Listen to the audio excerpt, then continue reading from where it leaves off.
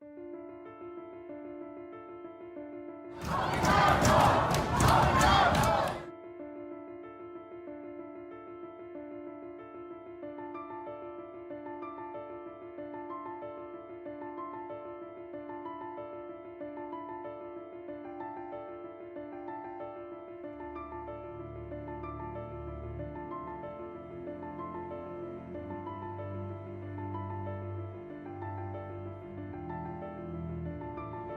need the federal government to step in and help cash-strapped states step up and scale up, because we are going to see unprecedented turnout. But we can't let this primary turnout blind us to the fact that there are still millions of Americans who do not know not whether they will vote for Biden or not.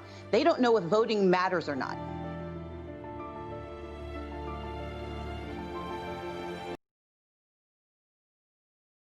Welcome to Washington Post Live. I'm Jonathan Capehart, opinion writer for the Washington Post. Welcome to our Race in America series and to our guest, a leading voice against voter suppression as chair of Fair Fight, Stacey Abrams. After years as a Georgia legislator and legislative leader of the Democratic minority in the Georgia House, Abrams burst on the national political scene during her 2018 run for governor. She narrowly lost to Brian Kemp. She has not conceded and is still fighting those results in court. In fact, in her New York Times best-selling book, Our Time Is Now, Power, Purpose, and the Fight for a Fair America, Abrams declares, as she writes, quote, "With equal conviction, a truth I hold deep in my heart, we won." Stacey Abrams, welcome to Washington Post Live. Thank you for having me. So before we get into talking about the voting rights efforts that you're leading, I want you to comment on the protests that have been taking place around the country after the killing of George Floyd in Minneapolis, and also after the Atlanta police killing of Rayshard Brooks, whose funeral I think you attended.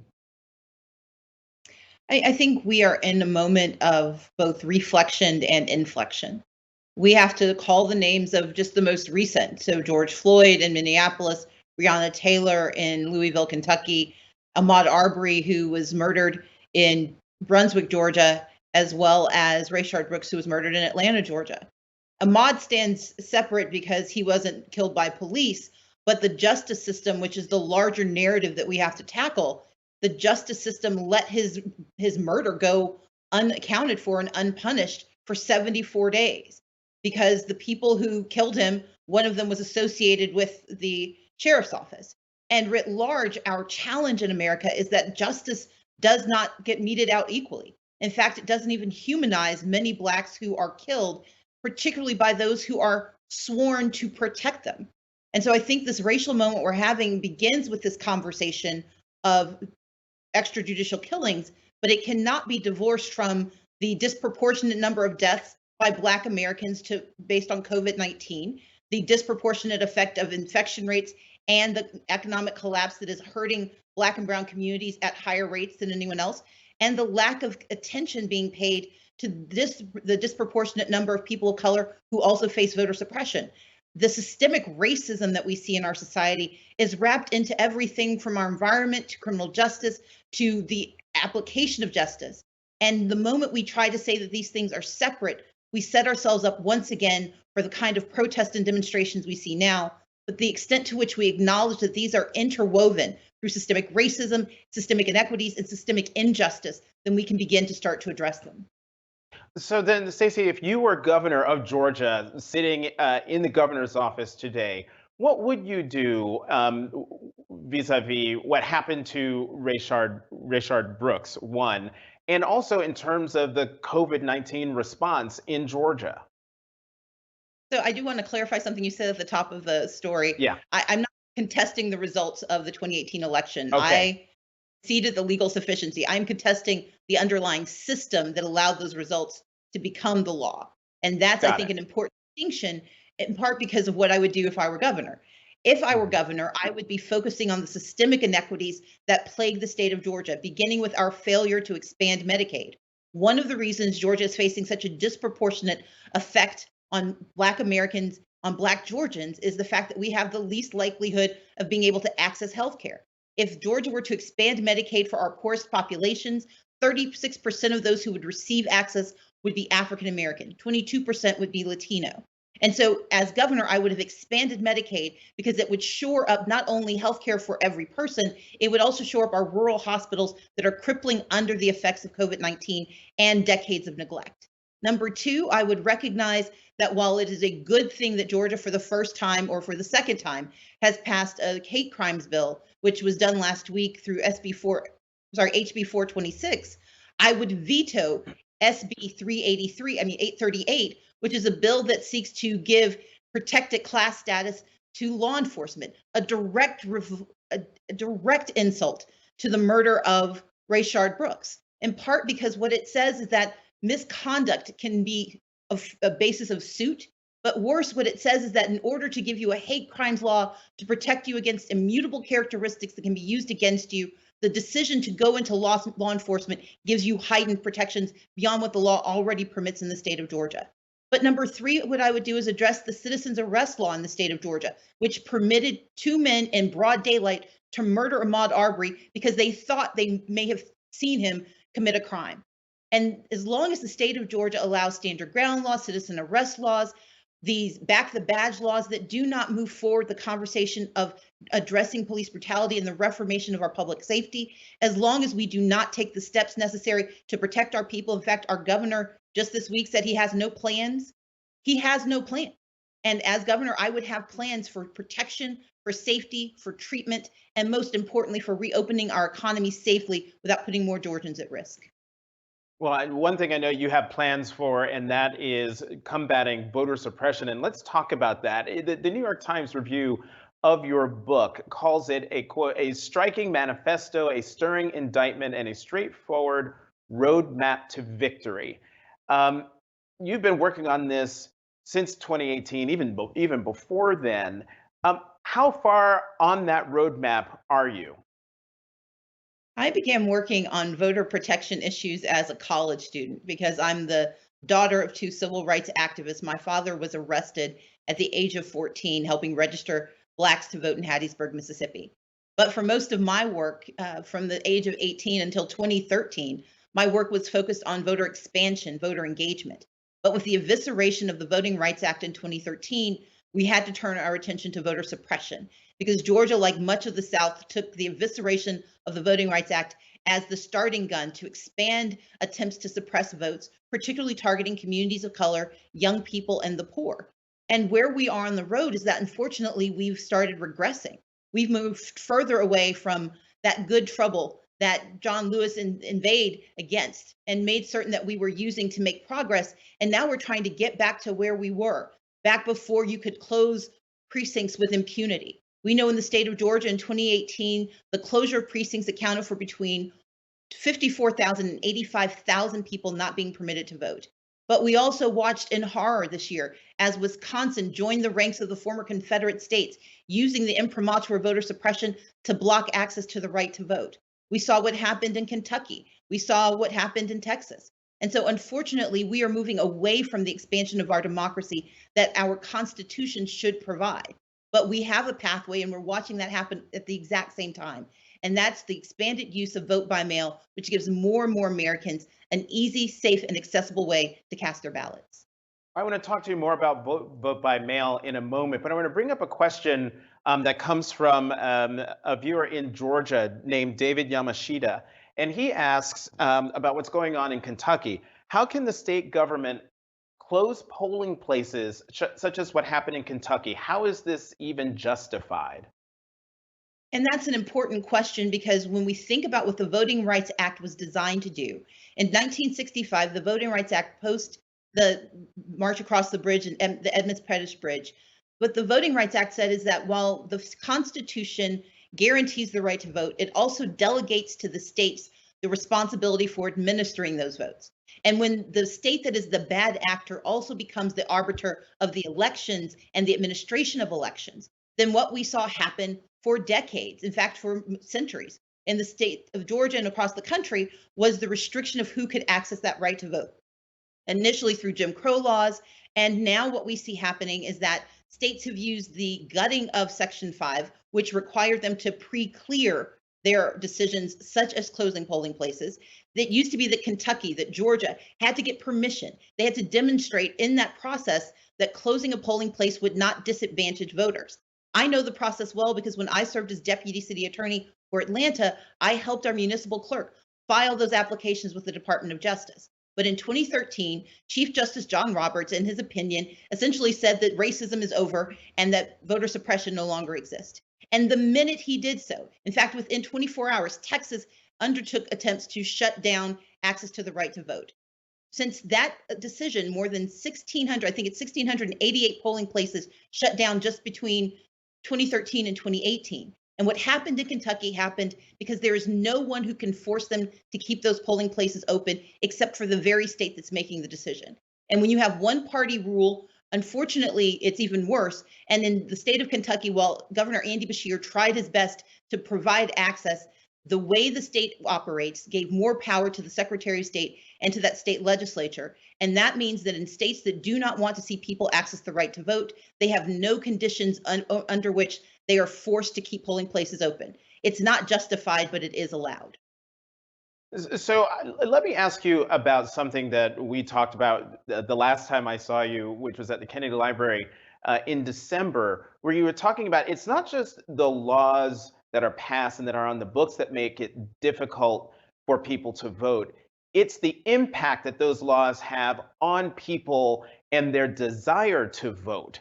Can you talk about what those laws do in terms of throwing up obstacles to people in their minds about their ability to vote? Part of what I describe in the first half of Our Time Is Now is the labyrinth of rules that people have to navigate. If you live a comfortable life in America where voting has always been simple, congratulations. But for thousands, for millions of Americans, it is always a battle. It's a battle to know the law.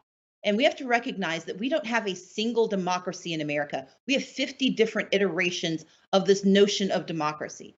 And that means that if you move from state to state, you have to learn the laws of a new state, learn the rules and responsibilities. And that should not happen in the United States of America.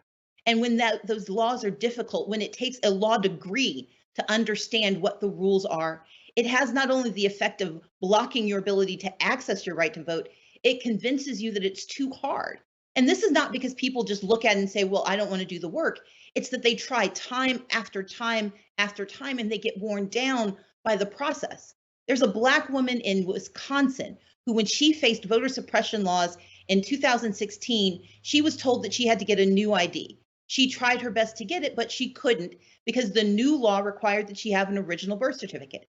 Well, the issue was this woman was 100 years old. She was born in Missouri during segregation, and by law, she was not permitted to be born in a hospital. She was not permitted to hold an original birth certificate. And the state of Wisconsin, 100 years later, stripped her of a right to vote that she had enjoyed since 1965. And that stripping her of that right meant that she could not cast a ballot. Well, it didn't just affect her, it affected everyone who knew her story, who thought that if they can steal her right to vote, they can do the same to me. When you've got to stand in a 6-hour, 7-hour, 8-hour line and forfeit a day's pay, hold your children out in the midst of a pandemic, it makes you think maybe it's not worth this effort because the cost of voting has become too high. Voter suppression works not only by blocking access, but by the miasma of defeat that it sets upon communities. And because this is a communal activity, because democracy is a communal activity, it weakens our nation when entire segments of our population believe their voices are not wanted and believe they cannot be heard. So then, Stacey, is the solution then mail-in voting? Would that make it easier? Mail-in voting is one part of the solution, but let's start at the beginning. The United States is one of only a few democratized, industrialized nations that actually requires individual voter registration. Most nations, it's automatic and it's government-led. And we have a few states in this country that have actually undertaken and taken on that responsibility to great effect. In states where you have real automatic registration, we know that voter participation goes up. And so we need national automatic voter registration. We also need same-day registration because when people cross state lines, the rules change and they need to get reassigned, they need to get re-registered. That same day registration means that if you don't remember to move within 29 days to Georgia, within 45 days to another state, that you are not stripped of your right to participate in elections. And so we need automatic registration and same day registration. Mail-in voting is a second part of this. That addresses the part of, can you get a ballot, can you cast it, and can it be counted? And that means mail-in voting, especially in the time of pandemic, says that you should be able to vote from home, that you should be able to sit with the ballot, do the research, understand.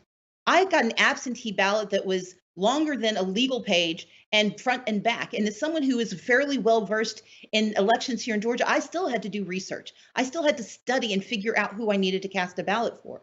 We need to understand that voting is not only a civic responsibility, it needs to be an opportunity for education and engagement, and vote by mail makes it so.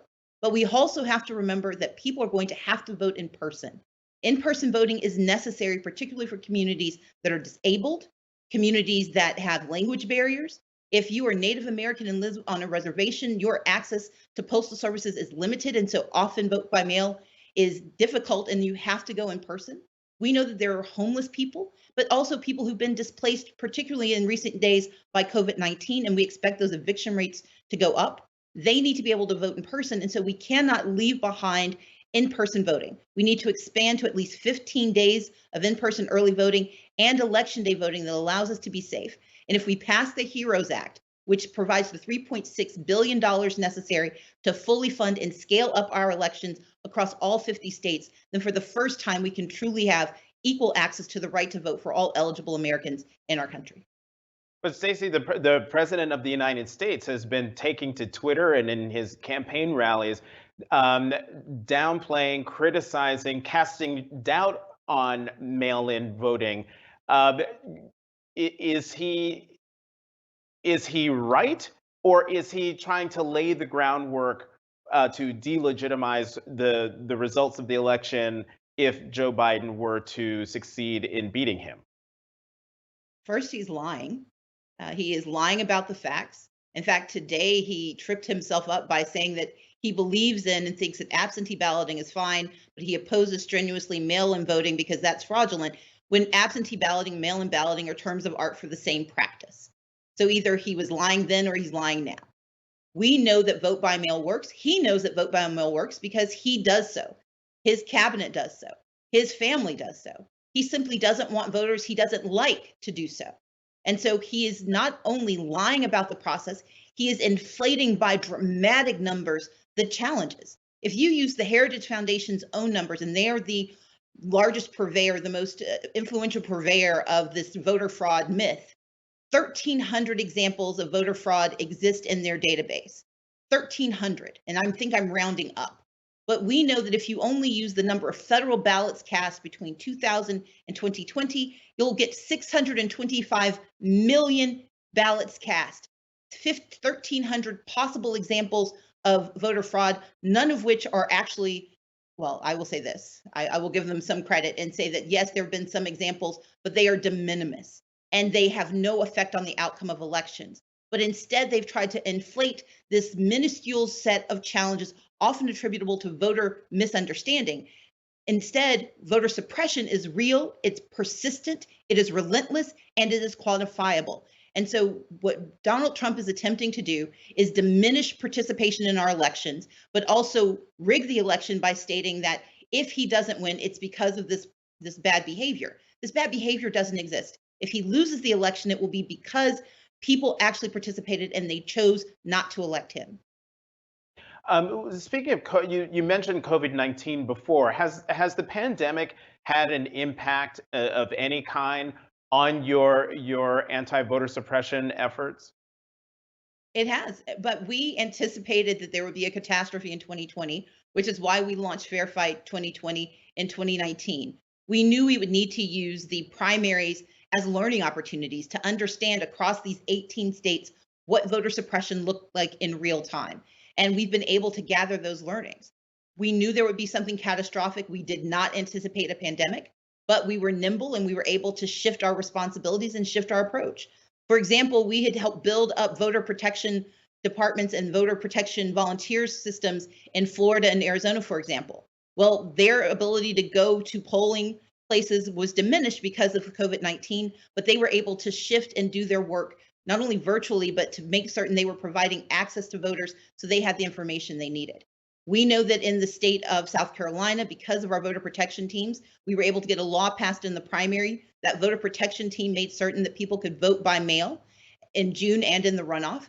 We know that in New Hampshire, we were able to secure the right for people to say that COVID-19 was an acceptable excuse in order to request an absentee ballot. And here in Georgia, we sent out more than 900,000 texts to make certain that people understood what their right to vote was, how to turn in that mail-in ballot, how to vote in person, and how to get help if they need it. And so we have been, we were all surprised by the pandemic, but we were prepared for it.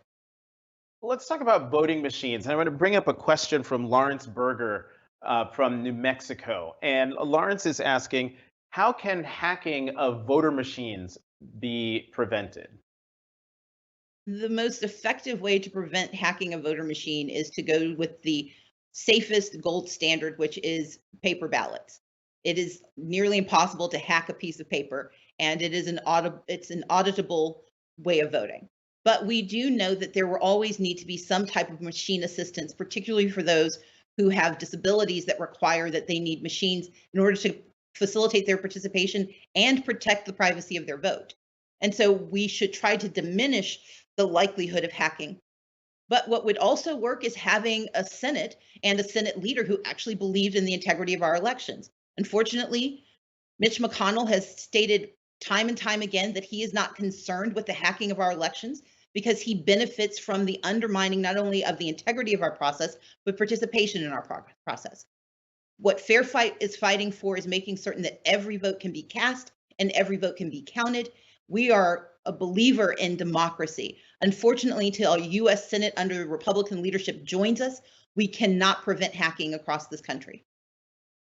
Is there something you're asking campaigns to do, whether it's the presumptive Democratic nominee, Joe Biden's campaign, or even any of the Senate and congressional campaigns to do to help either in mail-in voting or preventing voter suppression?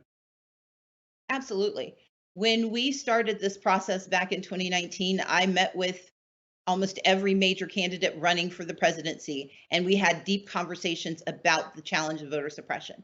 I've been very pleased that our organization has continued conversations with the Biden campaign because they are very interested in how we can protect our elections and expand access to the right to vote to every eligible American. But this is also a local issue because each state has different laws. And I think that's one of the most important parts of our time is now, really demystifying this notion that we have a single set of laws that govern our elections. We don't. In fact, in some states, the rules change from county to county, which is not right. And so what we need is every level of candidate, whether you're running for the Senate, running for the House, running for state legislative race, running for DA or judge or mayor or school board, make certain that you are you're the leading voice on voter education. Make sure folks understand what the process is. Number two, make certain you hold accountable your secretaries of state for doing the right thing. Regardless of party, democracy should not be partisan. We may be partisan in our selections, but our elections have to be nonpartisan. And so everyone running for office should be holding the secretaries of state accountable for making certain that every eligible person in your state can cast a ballot and have that ballot be counted. And we also need to make certain that as candidates, we are doing our best to lobby Congress, lobby the US Senate to invest in these elections. We know that in the midst of COVID-19, we are not going to see this magical dissipation over the summer and be able to sail into the fall. Already we're seeing the second peak of the first wave, and the second wave is supposed to hit in November or hit in the fall. And that means it will be in place in November. That means we need our cash-strapped states to get access to the resources they need.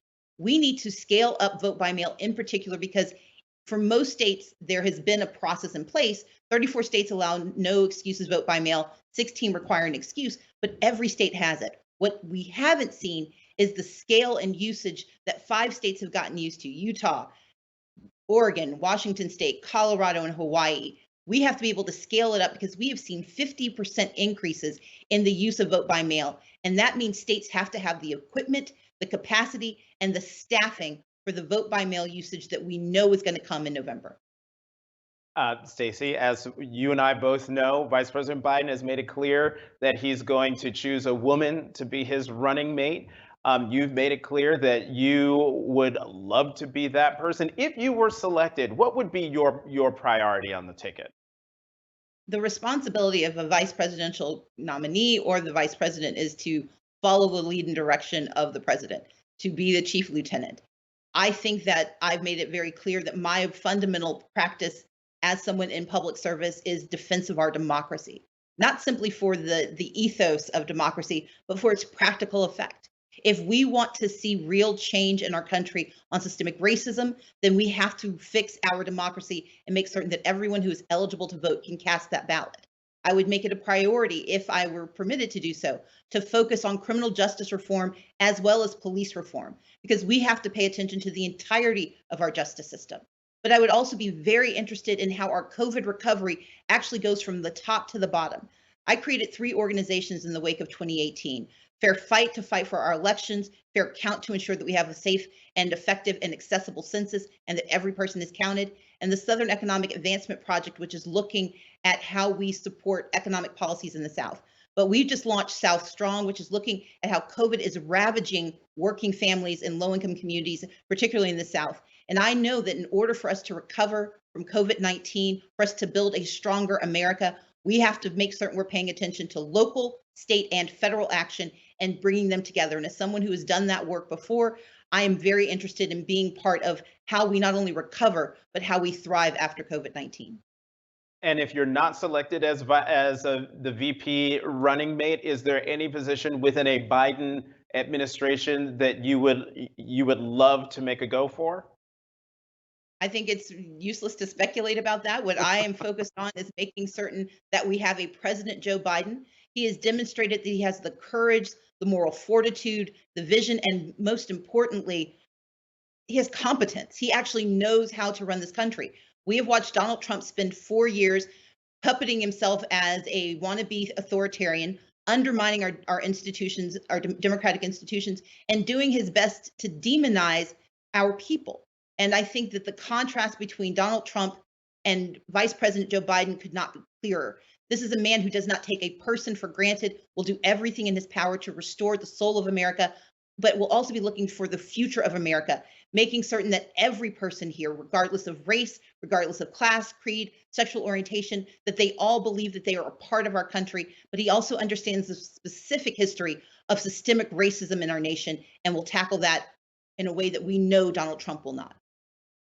Last I saw, you were on television and you were asked if you had been contacted by the Biden campaign about possibly being on the ticket. Have you heard from anyone within the Biden campaign about the vice presidential selection process? If you listen to the clip, I was asked a specific question about a reporter's sources. I was saying I've not talked to that reporter's sources, had not heard from that reporter's sources.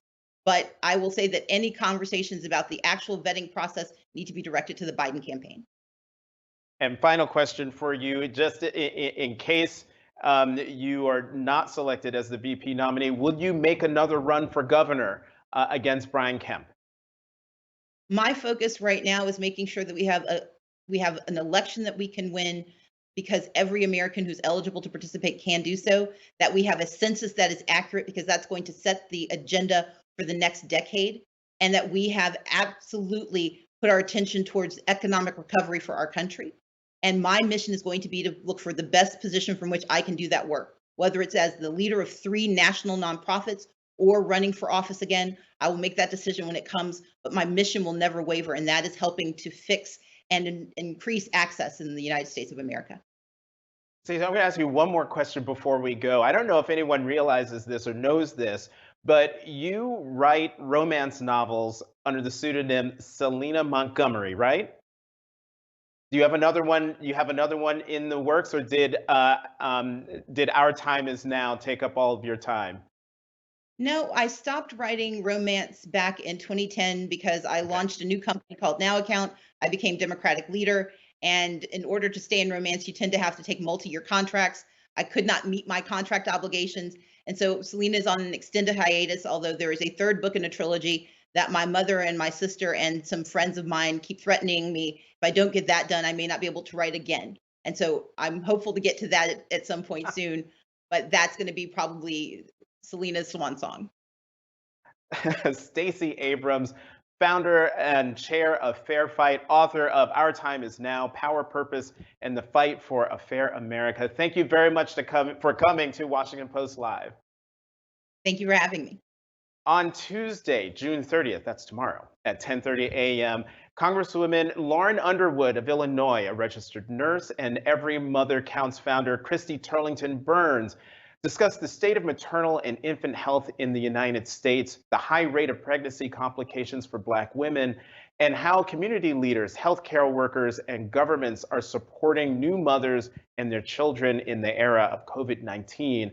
Also, I'll be back tomorrow with the filmmakers and stars of Little America, a new Apple TV Plus anthology series that dramatizes true stories of immigrants across the country. Join the executive producers and writers Lee Eisenberg, Kumail Nanjiani, and Emily V. Gordon. On Wednesday, my colleague Heather Long will interview Mary Daly, President and CEO of the San Francisco Federal Reserve. I'm Jonathan Capehart, opinion writer for The Washington Post. Thank you for tuning in to Washington Post Live.